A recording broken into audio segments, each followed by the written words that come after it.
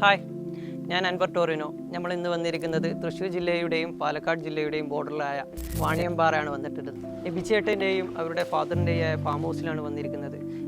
ഇവിടെ കുരുമുളക് കൃഷിക്ക് വേണ്ടിയിട്ട് സിമെൻറ്റ് പൈപ്പുകൾ കൊടുത്തിട്ടുണ്ട്. അതിൻ്റെ വിശേഷങ്ങളും ഫാം ഹൗസിൻ്റെ വിശേഷങ്ങളും നമുക്ക് കാണാം.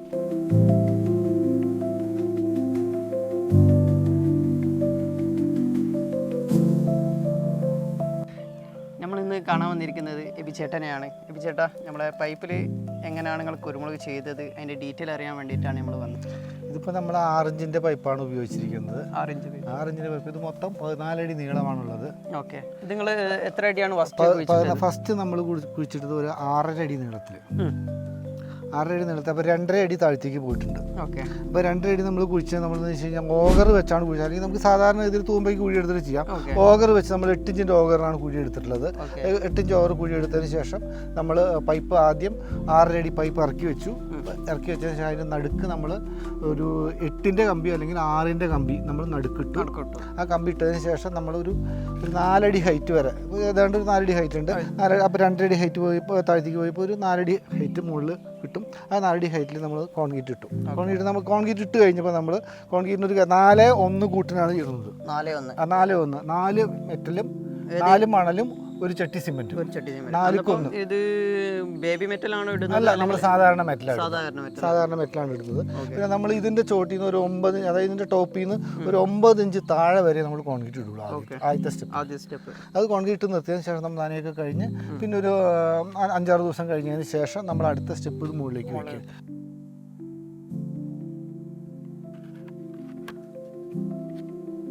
പൈപ്പിന്റെ പകുതി ഒരു 9 ഇഞ്ച് താഴത്തേക്കും ഒരു 9 ഇഞ്ച് മുകളിലേക്കും വെച്ച് നമ്മൾ ഈ റിങ് വെച്ച് ടൈറ്റ് ചെയ്യുന്നു. 3 റിങ് ഇടുന്നു.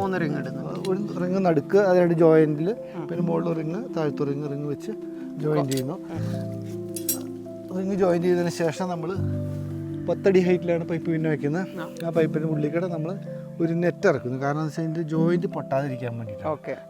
ഒറ്റ കമ്പി ആയതുകൊണ്ട് ചിലപ്പോൾ കമ്പി ഇട്ട് കഴിഞ്ഞാൽ ഏതെങ്കിലും കാരണവശാൽ പൊട്ട് എന്തെങ്കിലും ചെയ്ത് കഴിഞ്ഞാൽ ബുദ്ധിമുട്ടാണ്. അപ്പോൾ നമ്മൾ വെറുതെ ഇതുപോലെ ഒരു കമ്പി മാത്രം നെറ്റ് വളച്ചിട്ട് പകുതിയൊക്കെ ഇടുന്നു.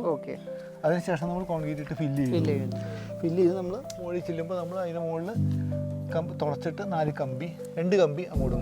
അത് നിങ്ങൾ മറ്റേ ഇടയ്ക്ക് നമ്മൾ ഓരോ ഹോൾ ഇട്ട് കൊടുത്ത് ഓരോ സ്റ്റീലാണി, മറ്റേ കോൺക്രീറ്റ് ആണി അടിച്ചെടുത്ത്. അതെന്തിനാണ്? അത് അട്ടക്കാല് പിടിച്ച് കയറി ഇടയ്ക്ക് നമുക്ക് ഈ പച്ചനെറ്റ് കെട്ടാൻ സൗകര്യത്തിന് വേണ്ടി. ഈ പൈപ്പ് നിങ്ങൾക്ക് ഇത്രത്തോളം ചെയ്യാൻ എത്ര കോസ്റ്റ് വന്നിട്ടുണ്ട് മൊത്തമായിട്ട്? ഒരു പൈപ്പ് നിങ്ങൾക്ക് ഇങ്ങനെ കുഴിച്ച് റെഡിയാക്കി വെക്കാൻ ഇതൊരു 6 ഇഞ്ച് പൈപ്പിന് എത്രത്തോളം കോസ്റ്റ് വന്നിട്ടുണ്ട്? പണിക്കൂലി അടക്കം ഒരു 1200 രൂപ കോസ്റ്റ് വരും. വലിയ പൈപ്പാകുമ്പോൾ. ചെറിയ പൈപ്പാകുമ്പോൾ ഒരു 200 രൂപ കുറേ 1000 രൂപ നിൽക്കും. തൈക്ക് വേറെ പൈസ. നമ്മൾ തൈ നമുക്ക് ഏത് തരം തൈ വേണമെങ്കിലും നമുക്ക്, അതായത് കുരുമുളക് ഏത് തൈ വേണമെങ്കിലും നമുക്ക് ഇടാം, കുഴപ്പമൊന്നുമില്ല. ഇതിപ്പോൾ ഇട്ടിരിക്കുന്നത് മലബാർ തെക്കനാണ്. അപ്പുറത്ത് നമ്മൾ കൂമ്പുക്കല്ല് തൈ ഇട്ടിട്ടുണ്ട്, പിന്നെ സാധാ പന്നിയൂർ ഇട്ടിട്ടുണ്ട്, പിന്നെ വിജയിൻ്റെ തൈ ഉണ്ട്. എല്ലാ തൈയും ഇട്ടിട്ടുണ്ട്. 4 തരം തൈകൾ നമ്മുടെ കയ്യിലുണ്ട്. PVC പൈപ്പിൽ നിന്ന് സിമെന്റ് പൈപ്പിലേക്ക് മാറാൻ എന്തുകൊണ്ടാണ് ചൂസ് ചെയ്യാൻ കാരണം എന്താണ്? PVC പൈപ്പ് ആയാലും PVC പൈപ്പിന് ഒരു 700 രൂപ 750 രൂപ കോസ്റ്റ് വരുന്നുണ്ട്. പൈപ്പിന് മാത്രം കോസ്റ്റ് വരുന്നുണ്ട്. പിന്നെ പൈപ്പിൽ പലരും എന്താണെന്ന് വെച്ച് കഴിഞ്ഞാൽ ആദ്യത്തെ ഒരു 3 അടിയൊക്കെ കോൺക്രീറ്റ് ചെയ്തതിന് ശേഷം പിന്നെ ഫ്രീ ആയിട്ട് ഇടാറാണ് പതിവ്. പക്ഷെ നമ്മൾ കുറേ കാലം നിൽക്കുമ്പോൾ ഈ PVC പൈപ്പ് വെയിൽ കൊണ്ടിട്ടോ അല്ലെങ്കിൽ ഈ വെയിറ്റ് വരുമ്പോൾ ചിലപ്പോൾ ഒടിയാൻ സാധ്യതയുണ്ട്. അല്ലെങ്കിൽ പിന്നെ അതിൽ കോൺക്രീറ്റ് ചെയ്യണം. കോൺക്രീറ്റ് ചെയ്താൽ കുഴപ്പമില്ല, നിൽക്കും. അപ്പോൾ രണ്ടും കൂടി നോക്കുമ്പോൾ നമ്മൾ ചിലവ് നോക്കുമ്പോൾ ചെറിയൊരു വ്യത്യാസമുണ്ട്. 500 രൂപയുടെ മുകളിൽ കോസ്റ്റ്, ഒരു 500 രൂപയുടെ വ്യത്യാസം വരുന്നുണ്ട് ഒരു പൈപ്പിൻ്റെ മുകളിൽ തന്നെ. അത്രയും വരും കോൺക്രീറ്റ് ചെയ്യുകയാണെങ്കിൽ. 10-30 കൊല്ലം 10-40 കൊല്ലത്തേക്ക് അവിടെ നിന്നോളും. വേറെ കുഴപ്പമൊന്നുമില്ല. ഇത് ഷീറ്റ് ചുറ്റാൻ കാരണം എന്താണ്? ഇത് ഷീറ്റ് ചുറ്റാൻ തന്നെ ഇതിൻ്റെ മുകളിൽ പിടിക്കുന്നുണ്ടല്ലോ കുരുമുളക്. ഷീറ്റ് ചുറ്റാതെ പിടിക്കുന്നുണ്ട്. പക്ഷേ ഷീറ്റ് ചുറ്റി എന്തിനാണെന്ന് വെച്ച് കഴിഞ്ഞാൽ നന്നായിട്ട് വെയിലടിക്കുന്ന സ്ഥലമാണല്ലോ. അപ്പോൾ നന്നായിട്ട് വെയിലടിക്കുന്ന സമയത്ത് ഇത് പഴുക്കും, ചൂടായി കഴിഞ്ഞ് കഴിഞ്ഞാൽ അട്ടക്കാല് ചിലപ്പോൾ വിട്ടുപോകാൻ സാധ്യതയുണ്ട്. അല്ലെങ്കിൽ നമ്മൾ ചെയ്ത് നന്നായിട്ട് ഇതിൽ പിടിക്കുന്നുണ്ട്. സാധാരണഗതിയിൽ കോൺക്രീറ്റ് പിടിക്കുന്നുണ്ട്. ഈ കുരുമുളക് കൃഷിയിലേക്ക് ഇറങ്ങാൻ എന്താണ് കാരണം? ഇവിടെ ഓൾറെഡി നമുക്ക് പരത്തേലൊക്കെ കുരുമുളക്, കവുങ്ങയിലും മാവേലും പ്ലാവേലും ഒക്കെ കുരുമുളക് ഉണ്ട്.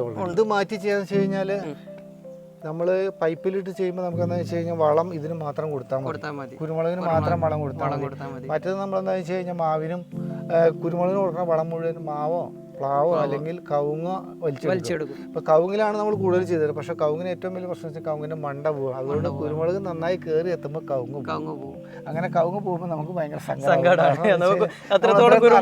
നോക്കിയുണ്ടായ കവുങ്ങിന് കേട് കൂടുതലാണ്. പൊതുവെ ഇവിടെ കേട് കൂടുതലാണ്. ഈ സിമെന്റ് പൈപ്പിൽ വരാൻ കാരണം എന്താണ്? നമ്മൾ PVC പൈപ്പ് ഒഴിവാക്കിയതല്ല. നമുക്ക് നോക്കിയപ്പോൾ കുറച്ചും കൂടി നമുക്ക് കോസ്റ്റ് എഫക്റ്റീവായിട്ട് തോന്നിയത് കോൺക്രീറ്റ് ആസ്പെറ്റോസ് പൈപ്പാണ്. അതുകൊണ്ടാണ് കോൺക്രീറ്റ് ഫുള്ള് കോൺക്രീറ്റ് ചെയ്യാണല്ലോ എന്ന് വിചാരിച്ചിട്ടാണ് നമ്മളിത് ചെയ്യാൻ വിചാരിച്ചത്. എന്തായാലും PVC എടുത്താലും സിമെന്റ് എടുത്താലും കോൺക്രീറ്റ് ചെയ്യണം എന്ന് നമുക്ക് ധാരണ ഉണ്ടായിരുന്നു. അല്ലാതെ എല്ലാവരും ചെയ്യുന്നവരെ പകുതി കുറച്ച് കോൺക്രീറ്റ് ഇട്ടിട്ട് ബാക്കി കോൺക്രീറ്റ് ഇടാതെ ഉള്ള പരിപാടി നമ്മൾ ഉദ്ദേശിക്കുന്നത്. ഇത് നമ്മൾ തന്നെ വേറെ സൈറ്റ് കൊടുത്തിട്ടുണ്ട്. വയലിലല്ല ചെയ്തത്, അല്ലാണ്ട് പറമ്പിൽ 1.5 അടി താഴ്ചയിൽ 10 അടി പൈപ്പ് മൊത്തമായിട്ട് കൊടുത്തിട്ടുണ്ട്.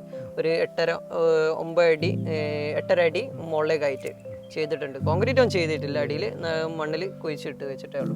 അവർ തയ്യും കാര്യങ്ങളൊക്കെ വെച്ചിട്ടുണ്ട്. ഇപ്പോൾ 2 മാസമായി. ഒരു കുഴപ്പം ഇതുവരെ വന്നിട്ടില്ല. പക്ഷേ ഒരു കാര്യമുണ്ട്, ഈ 8 അടി പൈപ്പ് 10 അടിയല്ലേ ഹൈറ്റ് കിട്ടുള്ളൂ. മൊത്തം 10 അടിയാണ്. അതിൽ നമുക്ക് ഒരു 8 അടി അല്ലെങ്കിൽ 8.5 അടിയൊക്കെ കുരുമുളക് കയറാനുള്ള സൗകര്യം ഉണ്ടാവുള്ളൂ. അപ്പം നമുക്കെന്ന് വെച്ചാൽ അതിൻ്റെ അളവ് കുറയും, നമുക്ക് കിട്ടുന്നതിൻ്റെ ഈൽഡ് കുറയും. ഇതിപ്പോൾ ഒരു 14 അടി ഹൈറ്റ് എന്ന് പറയുമ്പോൾ നമുക്ക് കൂടുതൽ ഇത് കിട്ടൂല. ഒരു 6 അടിയും കൂടി കൂടുതലുണ്ടല്ലോ. അപ്പോൾ അത്രയും കൂടുതൽ മുകളിലേക്ക് പോകുന്നതും നല്ല വെയിലും ഒക്കെ കിട്ടുമ്പോഴാണ് കൂടുതലും മുളക് ഉണ്ടാകാൻ സാധ്യത. മുളക് ഉണ്ടാകുന്നത്.